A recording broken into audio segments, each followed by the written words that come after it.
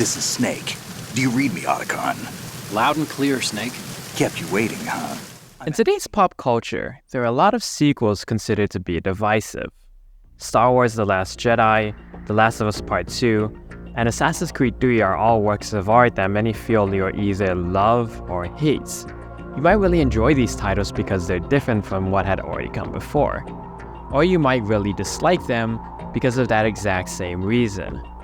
And while The Last of Us Part 2, Star Wars The Last Jedi, and Assassin's Creed 3 all were controversial in their own ways, there's one sequel that is considered to be one of the earliest divisive video games.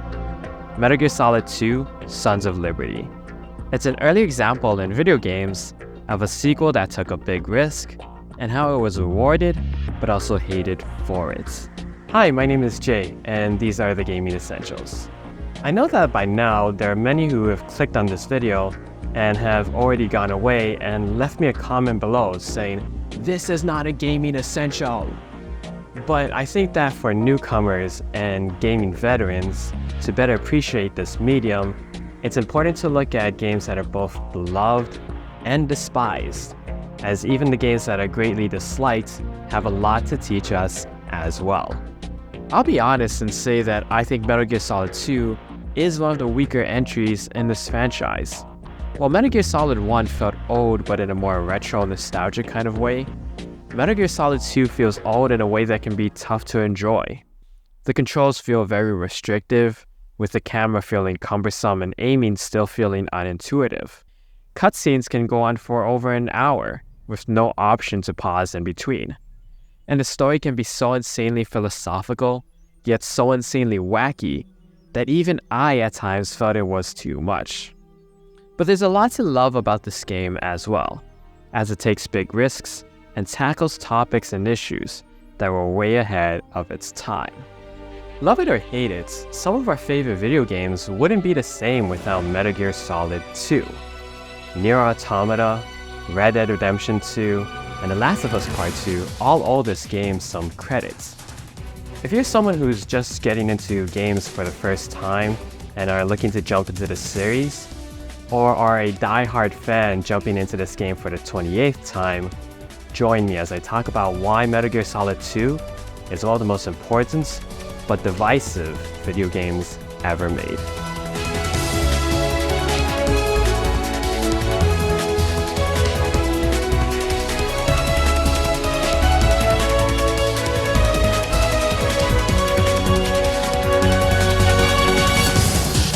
As a heads up, this video will discuss Metal Gear Solid 2 in a complete overview, but I'll be avoiding major plot details to avoid spoiling the game for those who still want to play it for themselves.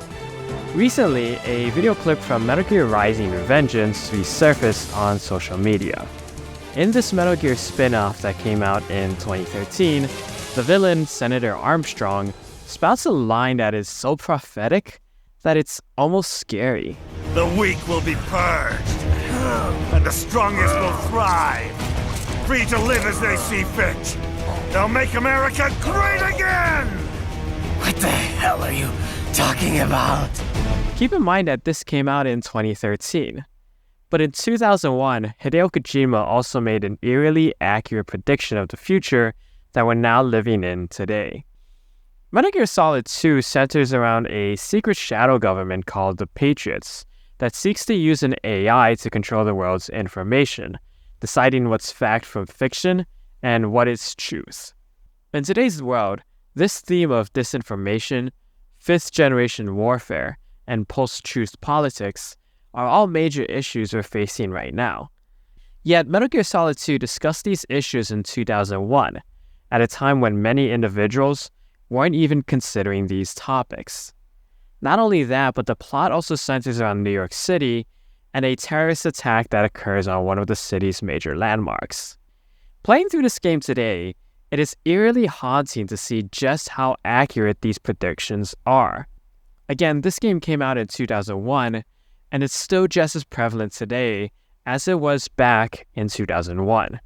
This topic of hiding and controlling information ties directly into Metal Gear Solid 2's most controversial aspect, its change in protagonists.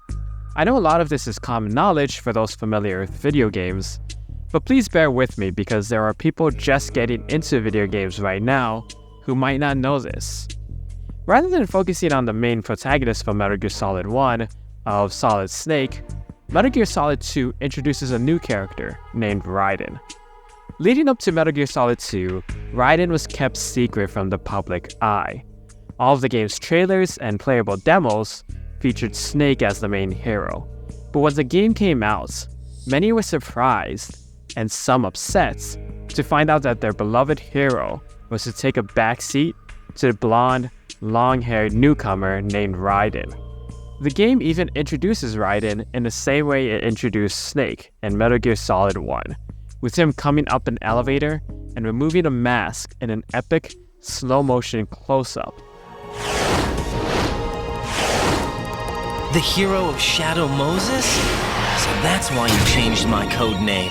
Naturally, there was a lot of fans upset at this reveal, as many had been eagerly waiting to return to Snake's adventure and felt betrayed as it looked like Raiden would be the new hero. But for fans who stuck around and who played through it till the end, the switch in characters plays heavily into the game's messages.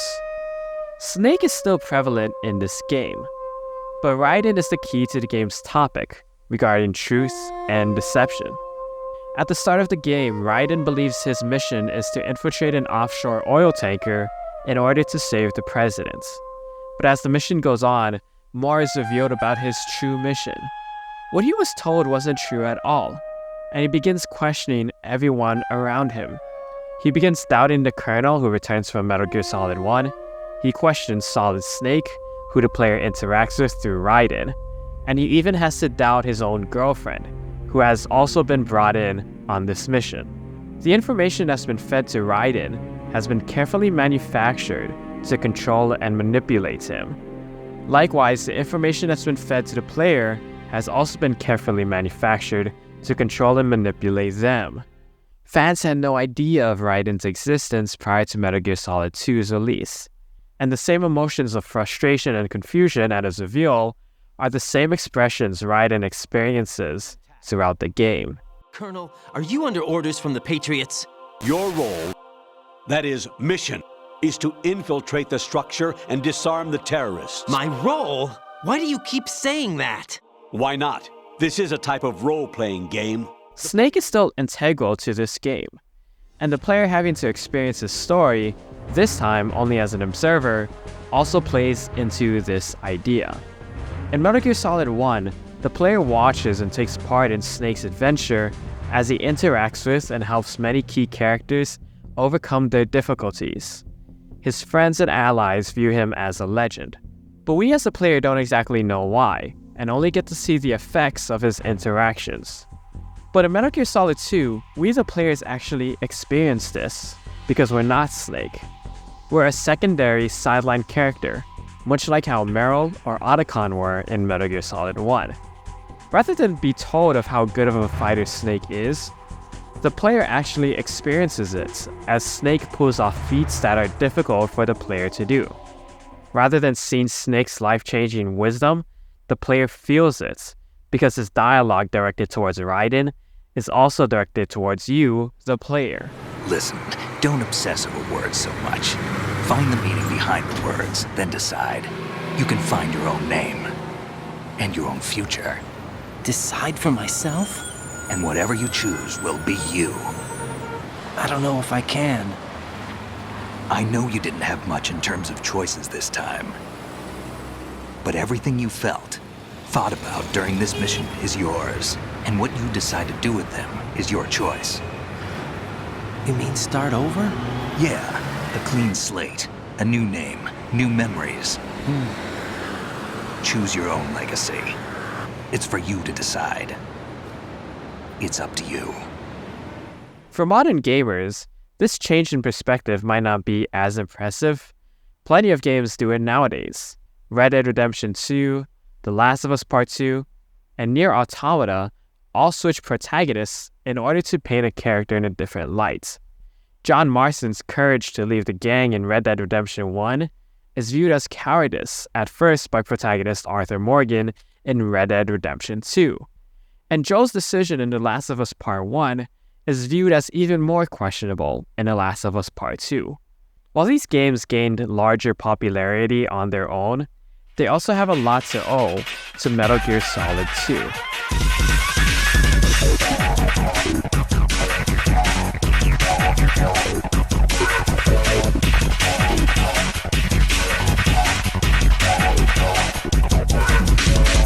Jumping over to the gameplay side, and again, this is where Metal Gear Solid 2 shows its age. It features the ability to aim down sights, letting players target specific body parts or shoot environmental objects. At the time, this was definitely a major improvement for the series, and was able to show enemies reacting to different body parts being hit. But for those playing this today, having played modern shooters, it's the controls that are outdated. Shooting around a corner can be a hassle, having to hold down the trigger button, the right shoulder button, aiming using the left stick, and firing by pressing the face button. But movement and stealth capabilities do have more added depth here. Metal Gear Solid's stealth immersion is greatly deepened, thanks to the enemy's ability to track the player.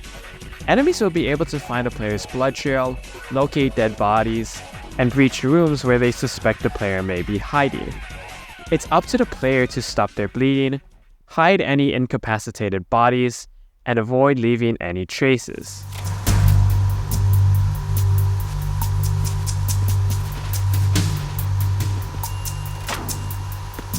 The game also added the Tranquilizer weapon, a non-lethal way to take down enemies. This led to players challenging themselves to complete no-kill runs. Nowadays, stealth mechanics like this where players can take out guards silently and drag their bodies are quite common. Most stealth games allow players the option to do this. But again, it's an example of how Metal Gear Solid helped to shape and form the stealth genre early in video games.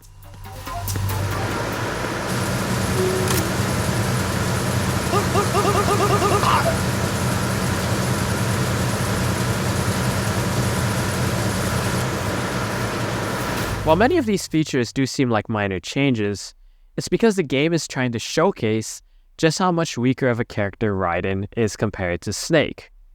At the start of the game, the player is able to complete a mission as a fully armed and capable Snake without much guidance. But for Raiden, he must go through comparable situations, but does so with difficulty and needing direction. It's another example of how the gameplay design feeds directly into the game's story and themes. Metal Gear Solid 2 Sons of Liberty is not my favorite Metal Gear game, but I think every gamer should get around to playing it because of its groundbreaking story that is still relevant for us today.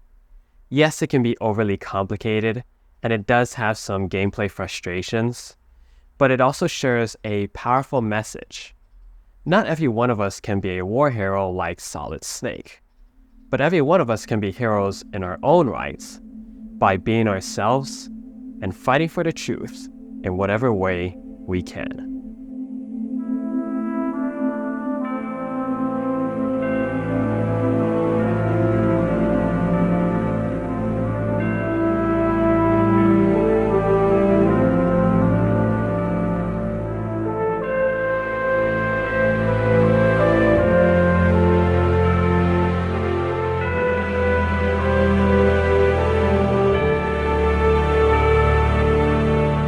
Metal Gear Solid 2 is undoubtedly a game carrying Hideo Kojima's forward-thinking vision. Only he could make a game that discusses seriously disinformation warfare, while also having a vampire run on water in the scenes before. It's this risk-taking and unwavering vision that makes Metal Gear Solid 2 Sons of Liberty part of the gaming essentials. Thank you so much for watching. If you liked this video, feel free to give me a thumbs up down below and subscribe as I'll be going through Metal Gear Solid 3 Snake Eater in the next video. New videos pop up every week, and I hope to see you again soon for even more of the best that video games have to offer.